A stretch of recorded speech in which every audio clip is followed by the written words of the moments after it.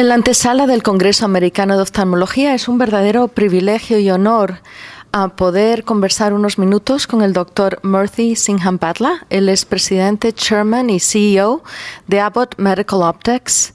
Y le damos la bienvenida a Oftalmólogo al Día y a Review of Ophthalmology en español. Dr. Simhambhatha, laser-assisted surgery has slowly been making its inroads in Latin America over the past few years, despite its high costs. It's being used every day more. Does Abbott have any special programs, plans to assist those surgeons who would like to switch to this technology? Well, you're talking about laser-assisted cataract surgery. My view is that in the early days, you'll see laser-assisted cataract surgery penetrate the big academic centers and private hospitals.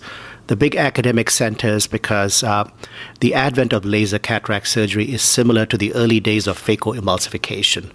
There's a lot of work that's still being done to optimize outcomes and to understand how to design new intraocular lenses that can take full advantage of laser cataract surgery. On the private side, surgeons want to give their patients the most advanced technologies. Now, the big question is, how quickly can this technology penetrate the public health system? And to answer that question, one has to answer eventually the question of health economics. And there are some studies going on in Europe today assessing the economics of laser cataract surgery in a public setting. And we hope that some of those findings can translate over to Latin America as well. Wonderful. Abbott last year, with its purchase of Vistatech, greatly expanded its presence in Latin America by purchasing Vistatech in Brazil. Can you comment of other strategic plans in the region to keep the Latin American expansion? Well, the Latin American region is critical to us. It's developing rapidly, and Latin America, in fact, has a very rich history of innovation in ophthalmology. So it's really important for us to have a strong presence in the region.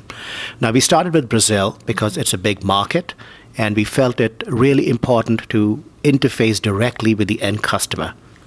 Get their input and solve their issues in a more direct manner. As we go outside of Brazil, we're looking at various countries individually as to what is the right model, given the size of each market, for us to bring the appropriate level of service. So we're looking at Mexico, we're looking at Chile, we're looking at Argentina, and for each region, we're assessing what is the right model. We haven't made up our minds entirely just as yet, but hopefully in the next year or so, we'll have some conclusions about how we want to approach each country. That's definitely very exciting news. And on to the idea of innovation. Your background is as an engineer. I know you recently attended a congress in STEM education, science, technology, math. How can we foster innovation in ophthalmology? Currently, there's a big debate in Latin America as there is some concern that in spite of all the wonderful technologies that allow doctors to innovate, it has it's putting behind a little bit in that innovative spirit, that it may slow down in a way the younger generations. Everything's too much at their fingertips. What is your view regarding this? Well, of all of the fields in healthcare, the fact remains that ophthalmology is one of the most innovative because there's still huge unmet needs. Not just in cataract surgery, but in glaucoma, in the back of the eye, and these are problems that haven't been solved. And the large companies are highly competitive, and therefore each one invests very significantly in innovation. Now, the point I want to make in the context of medical devices is the nature of innovation has changed a bit. In the past, you'd make a lot of small changes to your products, and that would get rewarded by the medical community. But these days, on the one hand, in the public health system, there's a lot of cost pressure. And on the other hand, in the private segment, patients are demanding very good visual outcomes with very high expectations. So for innovation to work, you've got to solve both ends of the problem. You've got to have more effective, more efficient solutions for the public healthcare system on the one hand, which is going to bring up a whole new set of innovative ideas. And on the other hand, in the private sector, even today with cataract surgery, there's a tremendous demand to improve the technology, whether it's multifocal lenses or cataract surgery outcomes in general for refractive cataract surgery. So I do not see the pace of innovation slowing down. And as a matter of fact, with the advent of laser cataract surgery and some of the other innovations in the field, you'll see the next wave of ideas start to permeate the community. Wonderful. The World Health Organization has a plan, global initiative to end preventable blindness by 2019. Does Abbott Medical Optics have any programs, any strategies to support this global initiative? Well, we're in the cataract business at Abbott Medical Optics, and cataract surgery is one of the key vehicles to address the issue of preventable blindness. Now, the way we engage with the community is through the major foundations. So I personally sit on the foundations of the International Council of Ophthalmology, of the American Academy of Ophthalmology, the American Society of Cataract and Refractive Surgery, the Pan American Ophthalmology Foundation. And there's really a two-part effort in how we can have an impact. The first is in fostering education. One of the big issues in many parts of the world is that there aren't enough trained cataract surgeons. So education is a big vehicle. And then the next thing that we're very focused on is how do you make the care of patients sustainable.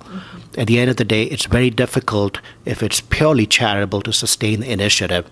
And there's very good examples in many parts of the world, like in India. These ideas are now being tried in parts of Africa to have sustainable programs to prevent blindness through well-trained local surgeons. And to finish, we would really value your advice to young ophthalmologists who may be watching us and starting their practice. Well, first off, I'll say, congratulations to all of them, because they've chosen one of the most exciting fields in medicine and truly one of the most gratifying. When it comes to vision, you can equate that to independence, quality of life, and self-confidence. So they've got a tremendous impact on patients. And they're entering the field at a time where I see an entirely new wave of innovations start to come in. So for young ophthalmologists, the advice I would give is, in their practice, to be open to working with the industry, because at the end of the day, the relationship between the industry and the surgeons is that of a tool maker. We make the tools, and the surgeons are the tool users, and we can't develop the tools without the input and close collaboration of the tool makers.